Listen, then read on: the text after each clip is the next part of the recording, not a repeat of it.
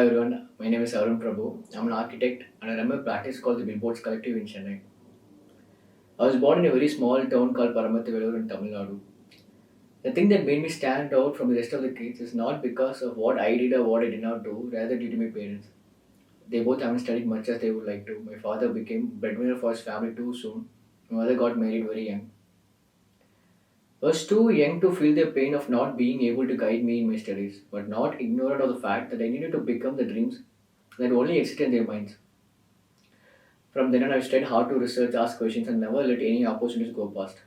Thanks to my parents who jumped confidently into any bandwagon I presented them with.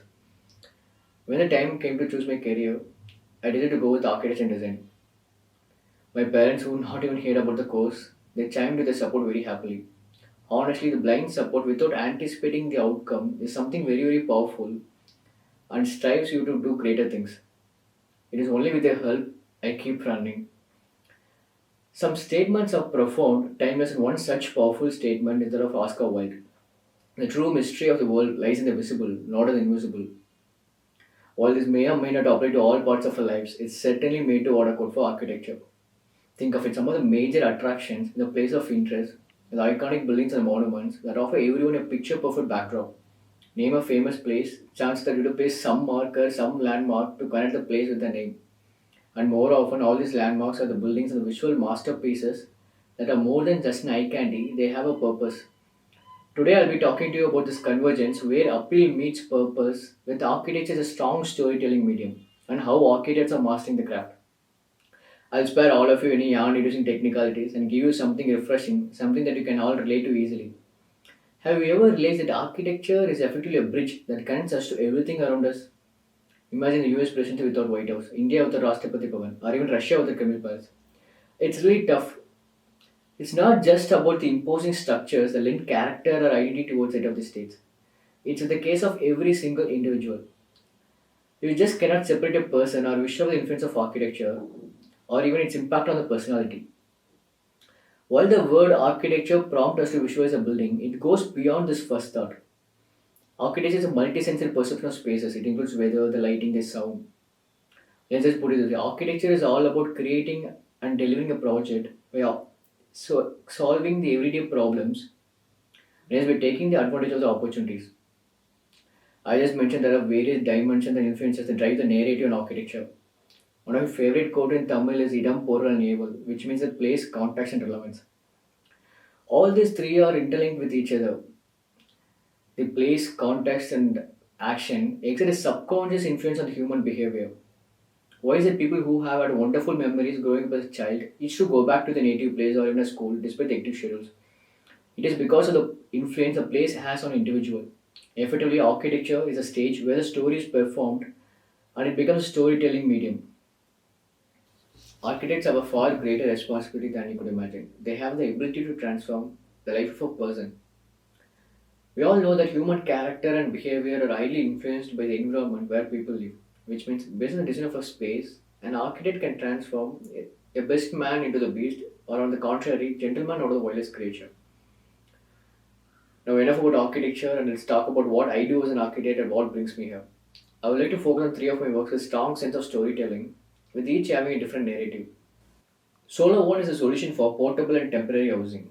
I came up with this idea when I found a clear link between the two major pieces of research I was working on simultaneously a couple of years back. The first one is about the slum housing in the metropolitan cities.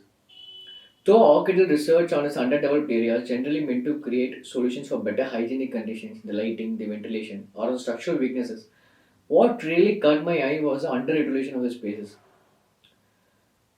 Most of the dwelling units in these areas has been built due to the emergency requirements. This lack of planning resulted in the deficient use of space that wasn't the typical problems in slums. So I started researching by comparing similar structures, the space management, and how it could be incorporated in the Indian scenario. Meanwhile, my second research was about the nomadic community called Narikurvas, whose life is predominantly on commute. Their way of living kind of baffled me. On the one hand, there is a teeming slums with desperate millions looking for the permanent residence. On the other hand, there is a community who rejected the idea of having a permanent residence at all. I was intrigued by the way their culture and the rooted habits that impacted their tools and needs. These two pieces of research, constant movement and the spatial arrangement converged in my journey as an architect. I combined the dynamic aspects required for the nomadic tribe and the spatial arrangement required for the slum areas and developed a model unit that could able to withstand the constant movement and provide comfortable amenities and is capable of becoming an efficient structure. Solo One is the first attempt of interpretation of emergency and portable housing, where I worked closely with lower and middle classes to explore options and make prototypes. And it was just one question what triggered it all. What's a man's minimum space? Every man will answer it depends. The space that a hermit needs is not same as that of a claustrophobic person. So what's the space required for a dead person? It's same as at a 6 feet coffin. So got an idea to interpret this metaphorically by building a 6 into 6 feet space that is actually habitable. Solo One is a pragmatic design of a compact 6 into 6 feet portable compatible housing that can accommodate a solo individual like an artist, a traveler, a homeless person, or even a small scale vendor. I managed to fit all the necessary spaces such as kitchen, bedroom, bathroom, toilet, foyer, and also the terrace area with 600-watt solar panel, a 2 liter water tank, and a launch space with shade.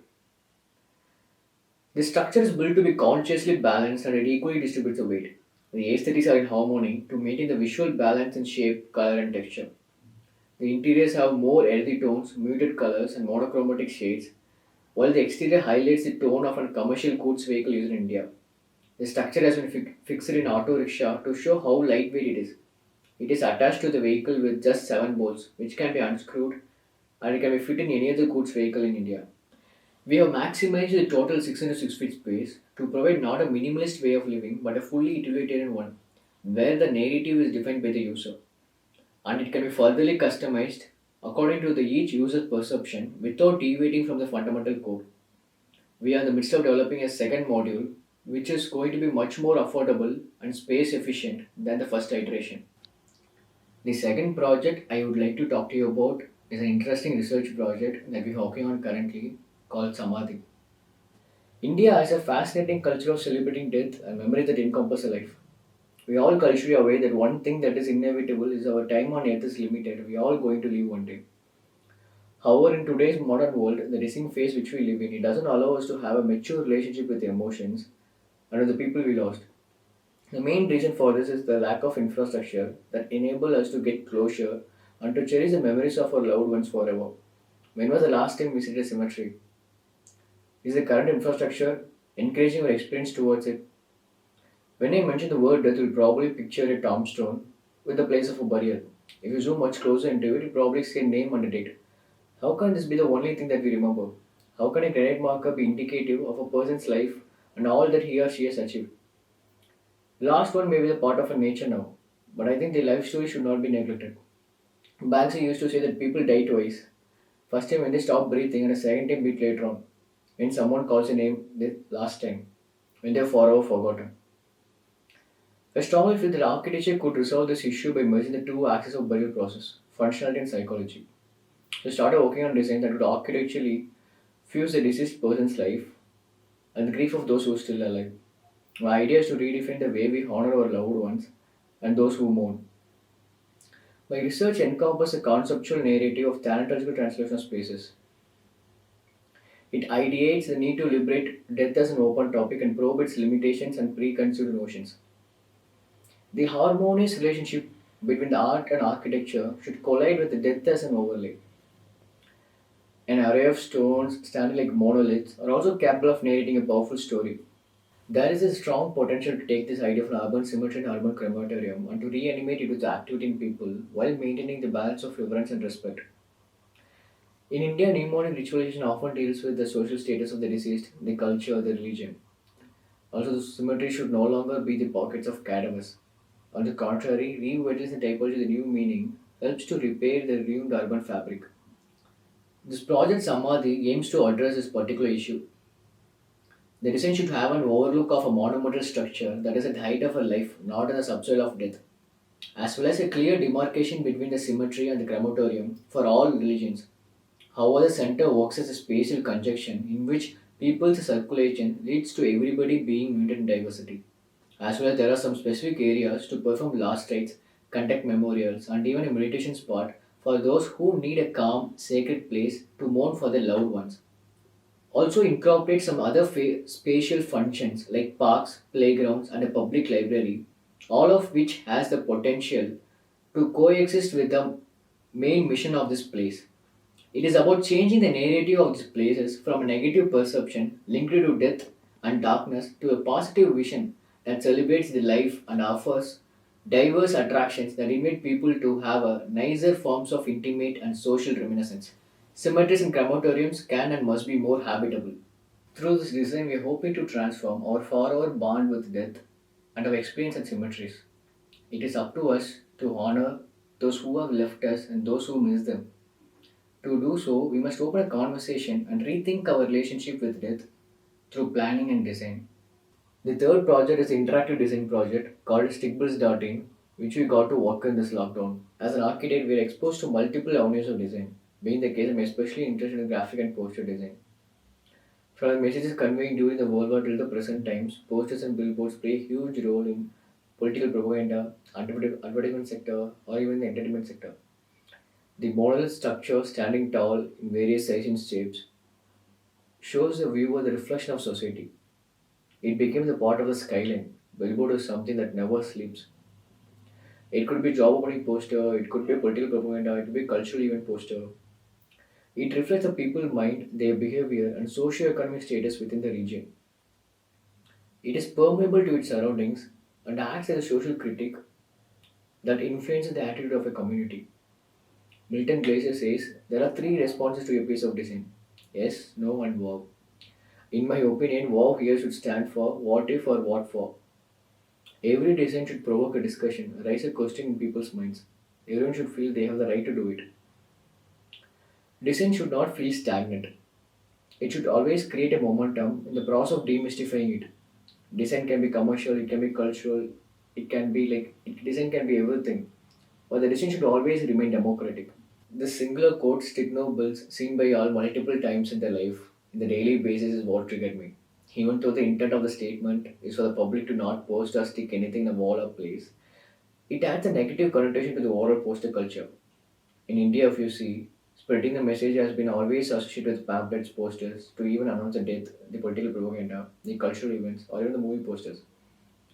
Good or bad, it has always been a part of a culture and a tool that could be easily accessible by all. So, looking at the current state of poster culture and drawing some inspiration from it, we designed a digital billboard called Stickbills.in, on the contrary to the statement Stick No Bills, to break the stigma behind it. Here, anyone can post what they want, a space to express multiple and opposing views in a way that could reflect our society. It is like a wall for the people, by the people, and to the people. The way the board is being optimized and being applied is kind of keeping a mirror to the world and the way we live. It reflects who we are and what we are in the framework of a bigger picture. As you may see, the opportunities to tell stories through architecture are uncountable. Whether it can be designing a new home, a radically different symmetry, or even a digital installation. Everything in life deserves a second thought, and it could be transformed with the power of innovative architecture with its own way of storytelling. And definitely, architects are master of it. Thank you.